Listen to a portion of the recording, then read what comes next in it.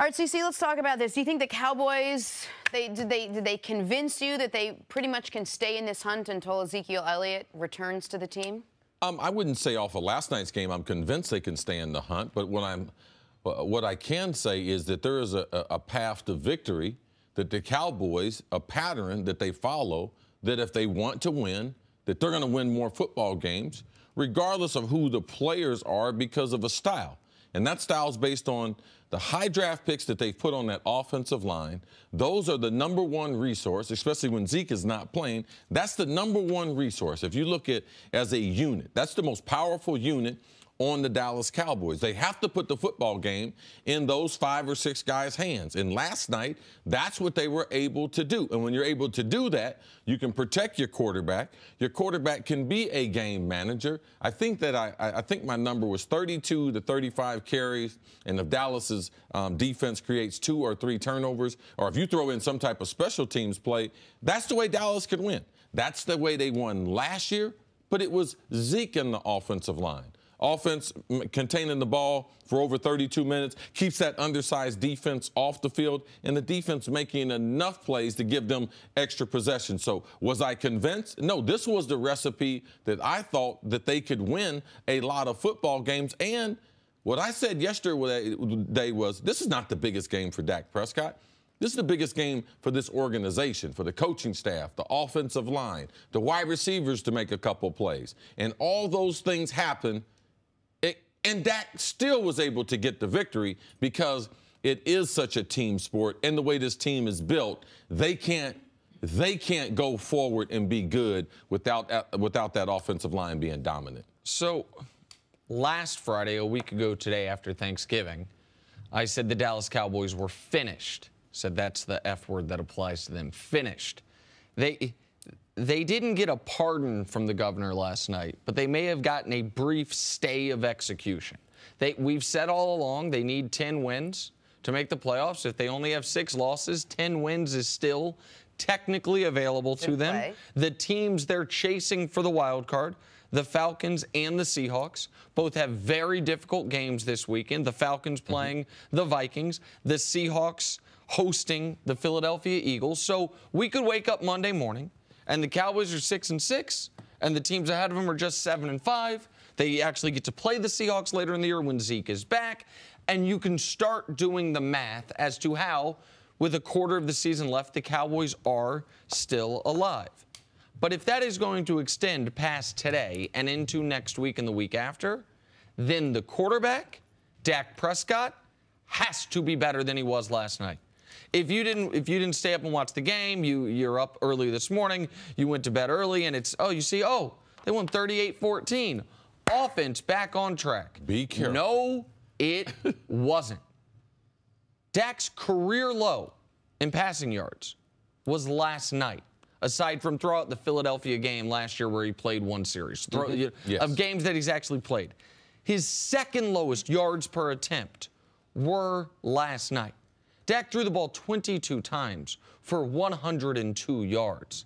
That is wildly inefficient quarterbacking. And he was missing guys high again. He was missing guys low again. And you say, oh, he hurt his hand.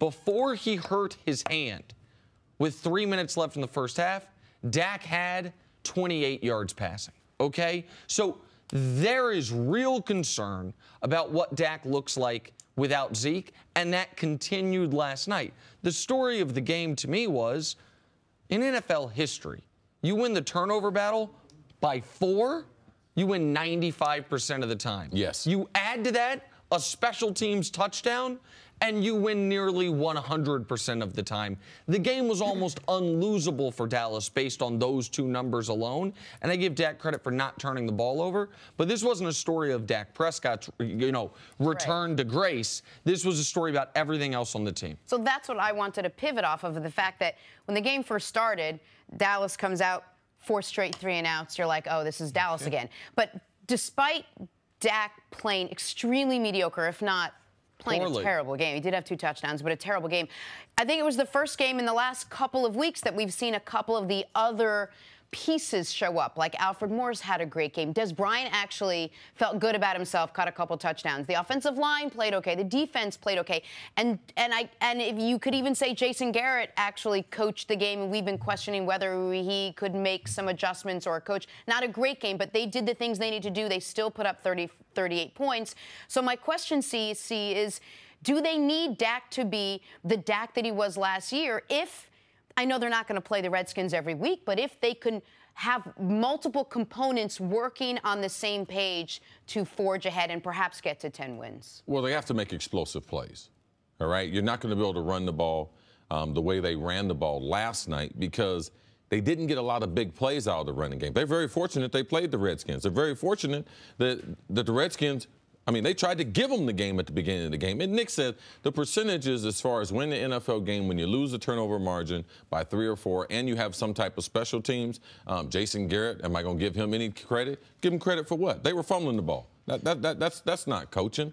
The punt return. The punt return was the biggest play of the game.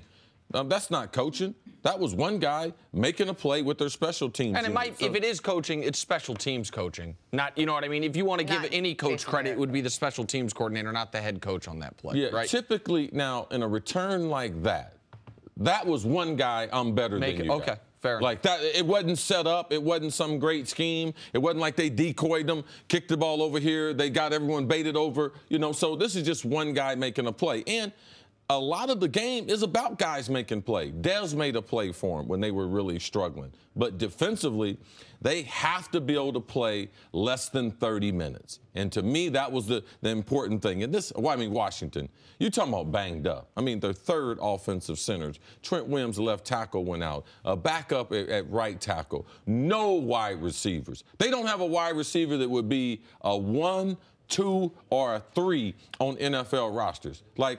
They're bad off. They got Vernon Davis at tight end. It's probably their best receiving threat on a regular basis. Their number 1 rusher is out for the season, Chris Thompson. So Dallas was very fortunate that they were playing Washington last night. Now, to be fair, Dallas is going to be fortunate next week when they play either Davis Webb or Geno Smith, right? Like the fortune could continue, and then they have a game in Oakland, and then Zeke is back, and we see the difference he makes with this team. So, listen, a win is so important in the NFL. They got it. They were especially when you have 6 losses. Right. They were underdogs at home. So I don't want to miss the importance of that or gloss over the importance of that. But, Cece, you mentioned explosive plays.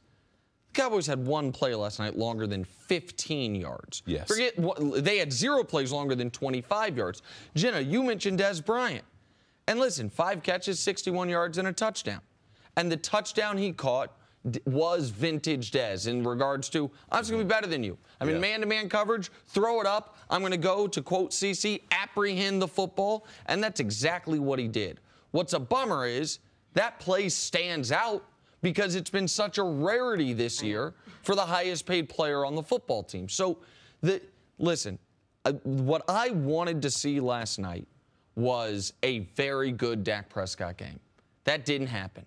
And it would appear now that we have a quarter of a season worth of evidence, that doesn't appear to exist with this current version of Dak unless Ezekiel Elliott is standing behind him.